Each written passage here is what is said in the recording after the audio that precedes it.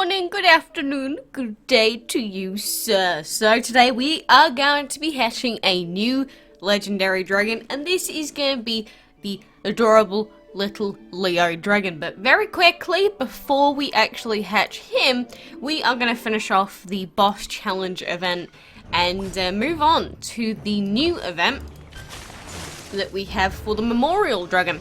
So here we go, this is round 4 complete, we get some gems back, and we unlock the COWPOKE dragon. Wonderful. Howdy partner. Howdy partner, you're mine now. Hope you like that game. So there we go, we could keep going if we want. If we manage to finish another round, we could get another 10 tickets. I don't know if I can be bothered.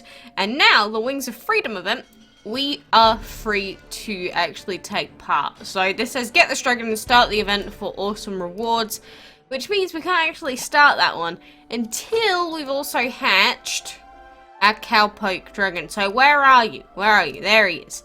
So we have to wait another 19-ish hours and then we will be able to take on that Wings of Freedom event. But anyway, like I said, the main part of this is the fact that we get to say hello to our new legendary zodiac dragon. This egg is so cool. So cool. I like it very much. Hello, Mr. Leo. How are you doing? So, the Leo dragon is a natural born leader who can't help but enjoy being treated like royalty. It can be a little self-centered, but this fiery friend is equal parts warm-hearted.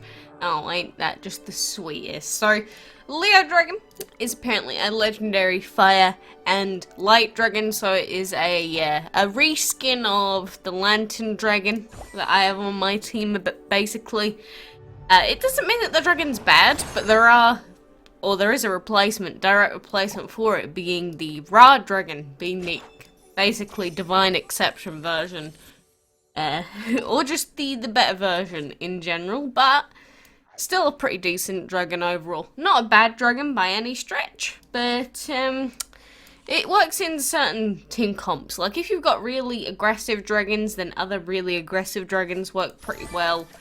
Like you don't usually want to put a defensive or a really defensive dragon and then just throw a Leo dragon in there. You can if you want, and you'll probably still do really well, but it's not the most optimal strat you could ever go with. I hope that makes sense anyway. So, fine, I'll throw you up to level 21 for now, Bala, and look at this dragon. It's just so regal. I don't know what it is about the Leo. It just looks so up himself. No, that's not what I'm looking for. I don't know, you could just say maybe he takes pride in himself, if that's the right way to say it.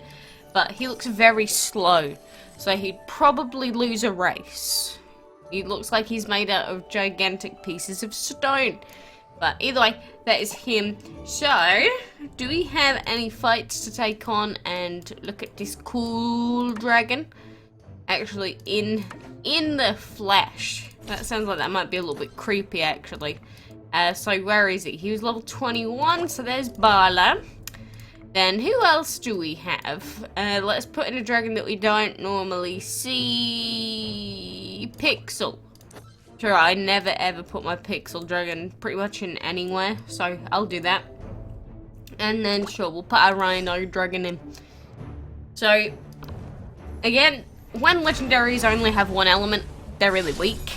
But these dragons all together, the Pixel being fire and energy, these are some these two are some really high damage fire dragons. Because the thing is, if you get a dragon that has 2 elements that are really aggressive, then normally what happens is the multiplier makes their attacks that higher and their health really low. So these dragons tend to be really glass cannon-y. And what glass cannon-y means is that basically they destroy everything, but they also die in like 1 or 2 hits themselves. It just means that they're really volatile, basically, and that's essentially how the really aggressive dragons in the game work. Because for whatever reason, having specific elements makes their health much lower. I guess that's the easiest way to make things a little bit fairer. But then you get the exception divines, and that all gets thrown out the window. So I'm not sure how to feel about that overall. But regardless, that is our boy, our new legendary dragon that we have. The new dragon of the week is apparently going to be the Dainty Dragon, which is kind of cool, I guess. And to be more specific about the Dainty Dragon, the combo is apparently the Honey and Razor Dragons. Breed them together, and then if you get a 20-hour breed next week, then that is going to be the Dainty Dragon. So if you're interested in that Dragon of the Week, this is the table here. So if you want to know, that's how you do it. You know, Dragons of the Week are so simple. It's not like Dragons of the Month where you have to pick the best combo. It's just like, oh, just breed this combo over and over again. It's like, I don't even have to think. What's even the point of it all anymore? I don't know. But along with the new Dragon of the Week news, of course, as it's a Friday, we do have the new weekend events. So we've got Farming Fanatic event, and we have a Golden Opportunity event. And then along with those weekend events, we do also have Walmart, of course, which there's no dungeon token deals this week because that's been and gone. The dungeon tokens have been replaced. But in this, there's an interesting deal or set of deals. There's pieces for the Furnace Dragon. So if you were only a piece or two away in the Divine Chest, you have the chance to buy some for 99 gems. There's also a 50 gem bundle for the Independence Dragon, where you get a singular piece and 115,000 food for 50 gems.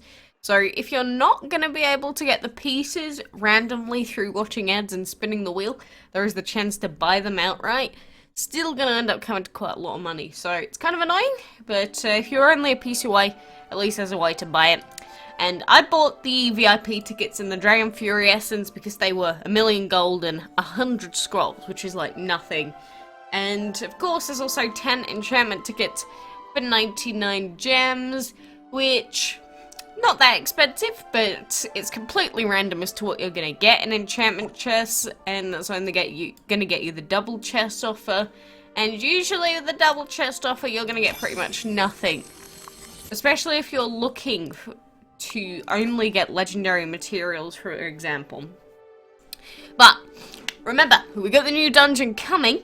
And so, probably should have mentioned this before, but if you're using your top 9 dragons, apparently if you've got VIP or of a certain level, you can use your top 12 dragons in the dungeon. But, regardless of what happens with that, you should probably end up upgrading your dragons to the highest level that you can in the academy, because having level 6 abilities on your dragons in the academy is incredibly important for progress. So you can see we've got 1, 2, 3, 4, 5, 6, 7, 8, 9, and that would probably stop at either God or Ankin, and then if it went to 12 for us, then it would be 10, 11, 12, which would go to 45-ish, and just because I'm bored, I always end up leveling these dragons' elements for no reason. It's actually going to come in handy for a change. Like, imagine that. Just because I was bored, it just works out. That's fantastic. So, in the meantime, I suggest leveling up your dragon's abilities, or their elements, I should say, as much as you possibly can before that new dungeon comes out. Because remember, it's essentially one endless fight over and over and over again. And I will point out that we are 5 million food away from having enough to go from level 1 to level 100. And so, I am highly contemplating leveling up a new legendary from level 1 to 100, or level 20 to 100, or divine up to that stage. A water divine or an earth divine, because actually, if you've got an endless fight going on with the dungeon, it is going to be really good if you can actually heal your main dragons. Depends on what level they all go up to, but if that were to happen, then if you ever took a hit, you just heal it back up, boy. Easy peasy lemon squeezy. So I am really interested in seeing how it ends up panning out. And I think before I do anything drastic, I'm gonna actually play the event out itself, or the dungeon out itself, and see exactly how the leveling system works out. Because people have been asking, you know, does this work the same as the old dungeon and the way that enemies are calculated in there? No, there's actually apparently a brand new formula for how the opponent's levels are worked out. And they're not going to tell us what that formula is, because they don't ever like telling us anything about the official formulas. Curse you, Gameloft! So, we just have to mess around for quite a while instead.